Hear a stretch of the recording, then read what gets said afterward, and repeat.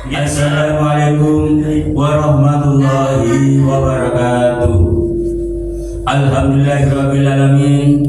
Wassalatu wassalamu ala sayyidina Muhammadin wa ala alihi wa sahbihi ajmain. Amma ba'du. Bapak Ibu yang dimuliakan oleh Allah, marilah kita mengucapkan puji syukur alhamdulillah kepada Allah Subhanahu wa taala atas segala nikmat yang diberikan kepada kita, sehingga pada kesempatan ini kita bisa melaksanakan ibadah puasa dengan baik. Selawat serta salam semoga tetap tercurahkan kepada junjungan kita Nabi besar Muhammad Sallallahu Alaihi Wasallam. Bapak Ibu yang dirahmati oleh Allah, pada kesempatan ini kita akan bahas tentang puasa. Apa itu puasa? Puasa adalah menahan diri dari makan, minum, dan segala hal yang membatalkannya, mulai dari terbitnya fajar sampai dengan terbenamnya matahari.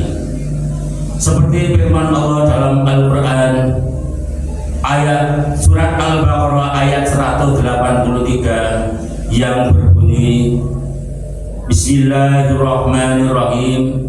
Ya ayyuhalladzina amanu kutiba alaikumusyamu kama kutiba alal ladzina min qablikum la'allakum tattaqun. Yang artinya, wahai orang-orang yang beriman, diwajibkan atas kamu berpuasa sebagaimana diwajibkan atas orang-orang sebelum kamu, agar kamu menjadi orang yang bertakwa. Bertakwa artinya menjalankan segala perintahnya dan menjauhi segala larangannya. Bapak Ibu yang dimuliakan oleh Allah Subhanahu wa taala, berikutnya adalah rukun puasa. Jadi puasa itu ada rukunnya. Yang pertama adalah niat. Innamal a'malu binniyat, segala sesuatunya tergantung pada niatnya. Jadi niat puasa itu dilaksanakan atau diucapkan sebelum melaksanakan puasa, malam harinya sebelum terbitnya fajar harus telah dilaksanakan.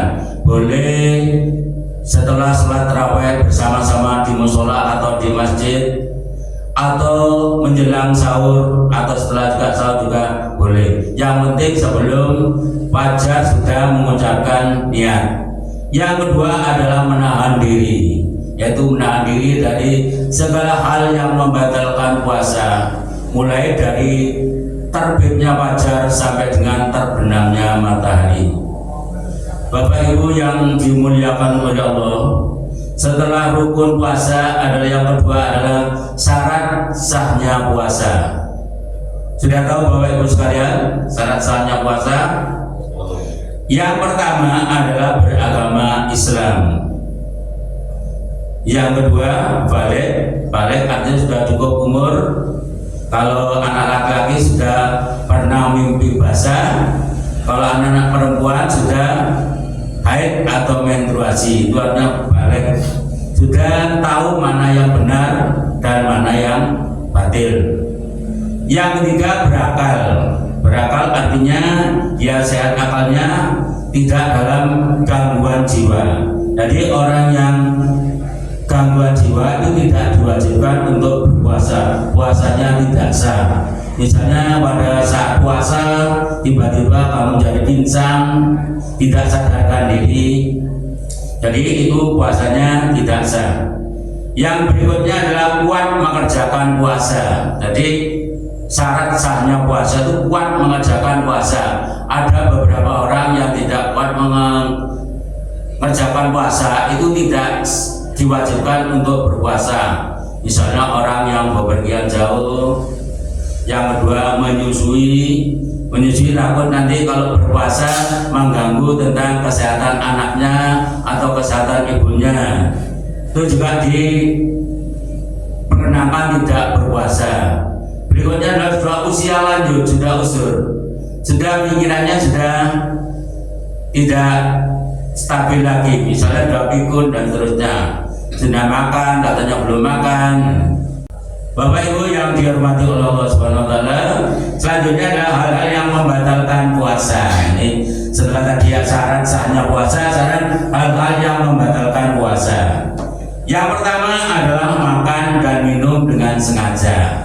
Kalau lupa ya tidak, meskipun makan habis satu piring baru ingat, itu tidak membatalkan puasa. Yang membatalkan itu adalah dengan sengaja, minumnya, makannya dengan sengaja.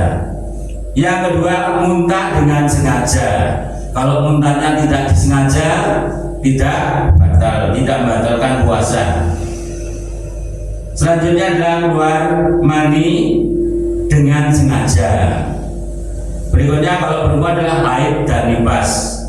Jadi orang yang haid dan nifas itu tidak boleh berpuasa. Tapi nanti setelah suci, setelah bersih, menggantikannya di luar bulan puasa sebanyak yang ditinggalkan pada saat bulan puasa.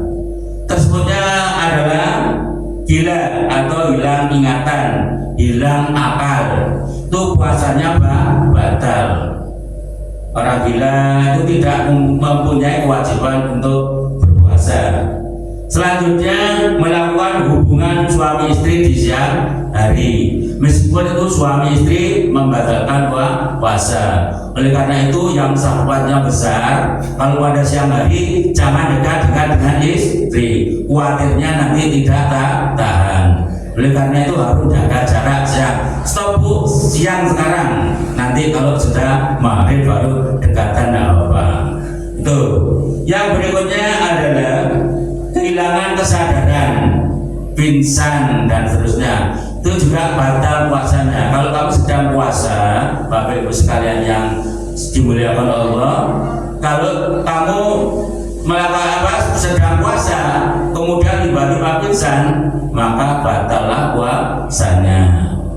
Puasa dibatalkan, diganti di hari lain. Berikutnya adalah memasukkan sesuatu ke dalam tubuh boleh mulut, hidung, telinga dan seterusnya, pokoknya lubang-lubang pada tubuh kita itu dilarang dimasukkan sesuatu meskipun tidak kenyang, misalnya bukan makanan atau bukan minuman. Itulah Bapak Ibu diantara yang membatalkan puasa. Bapak Ibu yang dirahmati oleh Allah Subhanahu wa taala, berikutnya hal-hal yang disunahkan dalam berpuasa. Jadi selain ada rukun, ada syarat-syaratnya dan ada hal yang membatalkan, juga ada beberapa hal yang disunatkan dalam menjalankan ibadah puasa. Yang pertama adalah berbuka dengan kurma, karena pada waktu zaman dulu Rasulullah SAW selalu berbuka dengan kurma. Yang kedua, berdoa sebelum berpuasa. Berdoa sebelum berbuka. Yang ketiga,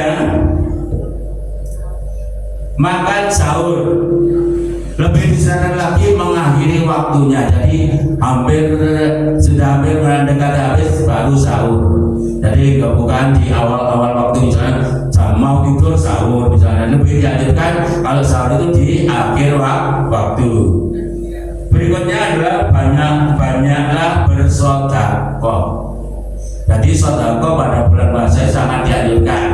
Orang yang memberi makan, orang yang berpuasa itu pahalanya sama dengan pahala orang yang berpuasa tadi, tanpa mengurangi sedikit pun pahala orang yang berpuasa tadi. Luar biasa kan Bapak sekalian. Jadi mumpung masih ada kesempatan ini, berbanyak-banyaklah sedekah. Juga berikutnya adalah berzikir, membaca Al-Quran.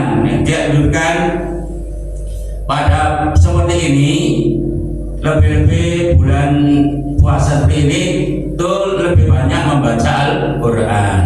Makanya di musola-musola, di masjid-masjid, baik siang maupun malam banyak orang membaca Al-Quran. Karena apa?